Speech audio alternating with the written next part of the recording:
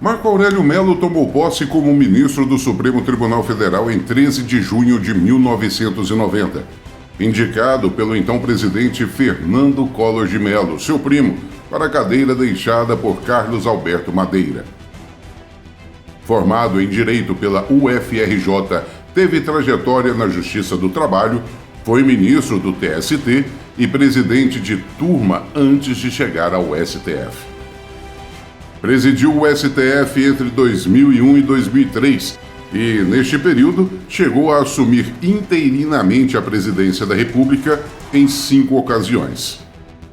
Promoveu iniciativas de transparência, como a criação da TV Justiça, que foi sancionada durante um de seus interinos no Planalto, a divulgação antecipada de pautas de julgamentos e a modernização do protocolo do STF com códigos de barras para recursos. Ganhou notoriedade por seus votos frequentemente divergentes, sendo apelidado de voto vencido, mas fiel às convicções e à Constituição. Responsável por decisões polêmicas como a ordem de afastamento de Renan Calheiros e o encaminhamento de pedido de impeachment de Michel Temer, ainda que estas não prosperassem. Também foi presidente do Tribunal Superior Eleitoral, TSE, por 3 vezes, com destaque para a primeira eleição por sistema eletrônico em 1996. Alegando garantias de direito, praticou ações e sentenças muito criticadas pela sociedade.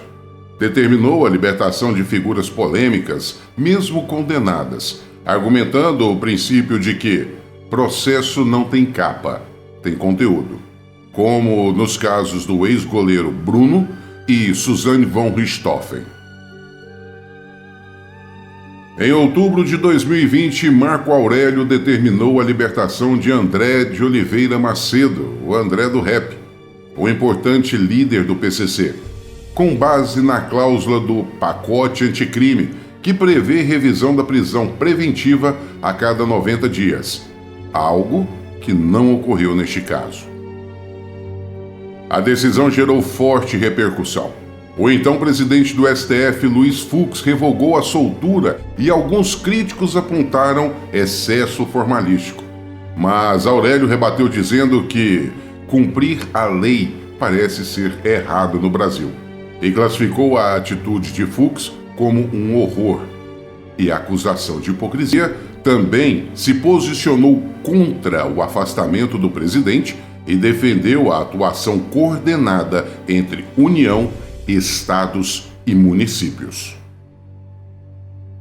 Aposentou-se compulsoriamente ao completar 75 anos, em 12 de julho de 2021.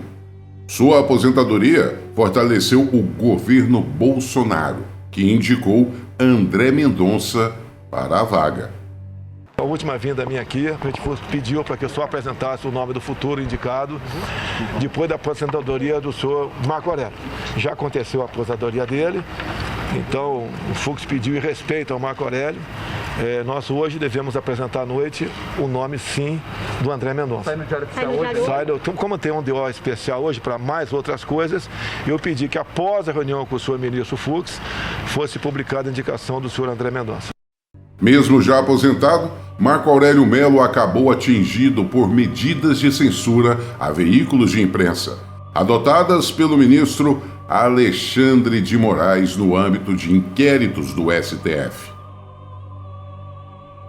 Em agosto de 2024, Moraes determinou que a Folha de São Paulo retirasse do ar uma entrevista concedida por Marco Aurélio Melo, na qual ele criticava o STF e a condução de investigações sobre o 8 de janeiro.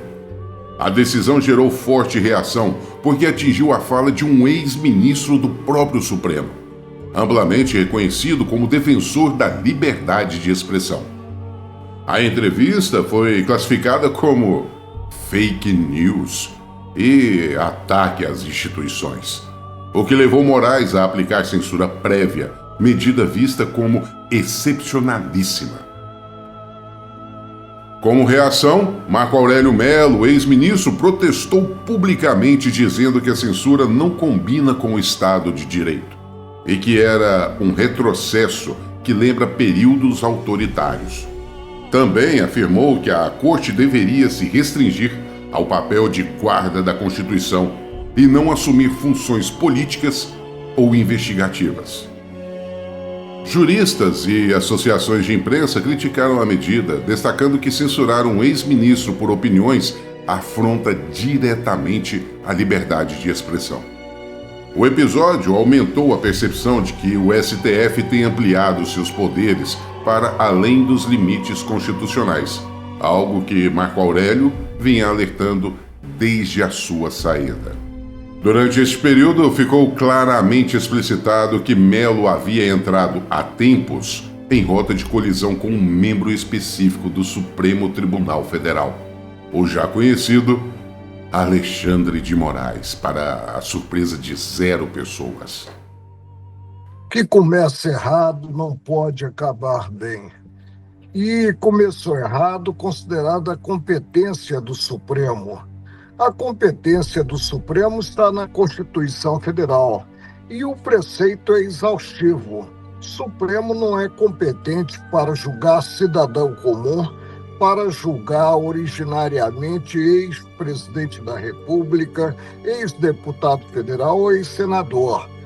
Basta que indaguemos o atual presidente, quando respondeu criminalmente, ele o fez aonde? Na 13ª Vara Criminal de Curitiba. A legislação não mudou. Por que o ex-presidente Bolsonaro está a responder no Supremo? Isso é inexplicável. E a história em si é impiedosa. Vai cobrar essa postura do Supremo, inclusive quanto àqueles que participaram das arruaças de 8 de janeiro, que são cidadãos comuns. Quando o Supremo decide, não cabe recurso a um órgão revisor. Então, o devido processo legal fica prejudicado. Não se avança culturalmente assim, maltratando a lei das leis, que é a Constituição Federal. Agora, o momento é de temperança, é de buscar-se a correção de rumos sem atropelo, principalmente sem partir-se como que para uma censura prévia. Isso é incompreensível em um Estado democrático de direito. O senhor vê, então, nessa decisão de Moraes, censura. Em quais pontos exatamente, ministro? Quando ele proíbe a participação em rede social, quando ele proíbe e aí passa a apenar o cidadão, que o cidadão mantenha um diálogo com terceiros e impõe, pior do que isso, impõe a um ex-presidente da República algo que é humilhante, que é o uso tornozeleira. Para quê? Qual é o receio dele fugir? Não pode haver esse receio. Em direito penal, o meio justifica o fim, jamais o fim ao meio, sob pena de termos aí a Babel, de termos um contexto que não se mostrará harmônico com a Constituição Federal.